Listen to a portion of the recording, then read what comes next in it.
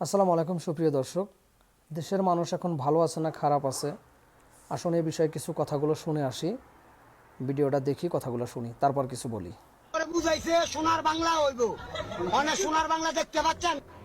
পারবে না তো কি, শেখ হাসিনা চলে আসবে, দোয়া করেন আল্লাহর কাছে। প্রতিবন্ধী ভাতা পাই না, মানুষের পরে এত জুলুম দেওয়া ভালো না। আপনার বর্ষ ভাতা বন্ধ করে দিছে। প্রধানমন্ত্রী এই দেশে আসুক, আবার শাসন চালাক। কেন আমি কই যাবেন না? শেখ হাসিনা ক্ষমতা থাকতে মাস পর 10 কেজি চাল বেলো পাইছে, এখন 2 কেজি দিয়েও একটু ঠেঙ্গাবে না। বলা গেছে দুঃখ নাই, কিন্তু দেশের মানুষ সামনে আগামী দিনে কান্ত হইব। যুক্তি ছাড়া, লজিক ছাড়া আমি কোনো কথা বলি না। একজন দেশের সাধারণ নাগরিক হিসাবে এটা আমার ইমানি দায়িত্ব। আপনি দেশের একজন সুনাগরিক হিসাবে সত্য কথা এবং হক কথাটা বলার শক্তি সামর্থ্য থাকা সত্ত্বেও যদি আপনি না বলেন, আপনার জবানের উপর আল্লাহর গজব পড়বে।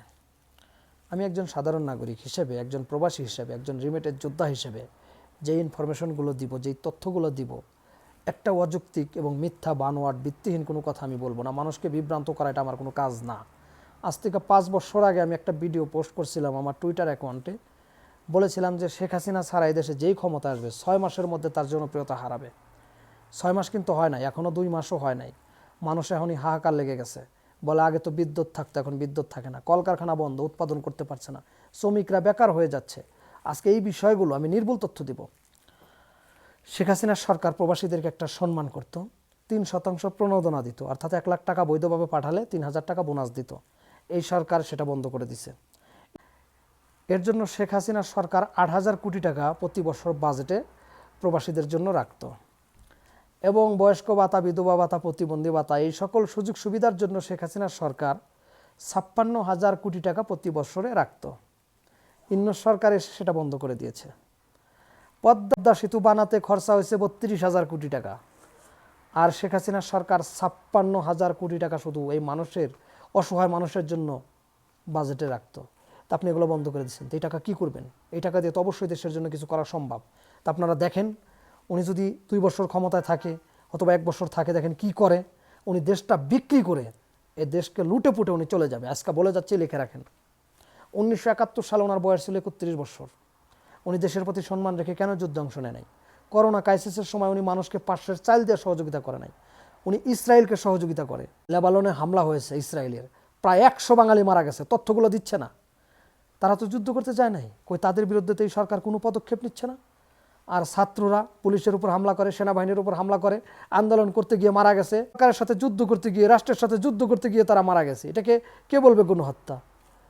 তো আপনারা সময় হলেই অবশ্যই মূল্যায়ন করবেন যে শেখ হাসিনা ভালো ছিল না খারাপ ছিল। কথা হলো কি, প্রবাসী কিন্তু শিল্পপতি কেউ প্রবাসে আসে নাই। আপনি প্রবাসীদেরকে কিভাবে সম্মান করবেন? তাদেরকে যে 3% প্রণোদনা দিতে আওয়ামী লীগ সরকার, আপনি 4% দেন, তাহলেই সম্মান হবে। প্রবাসীদেরকে আপনি 1000 টাকা দিয়ে একটা ফুলের তোড়া দিবেন, এটা সম্মান? প্রবাসীরা কি শিল্পপতি? তারা কি কোটিপতি যে আপনার ফুলের তোড়ার জন্য তারা অপেক্ষা করতেছে?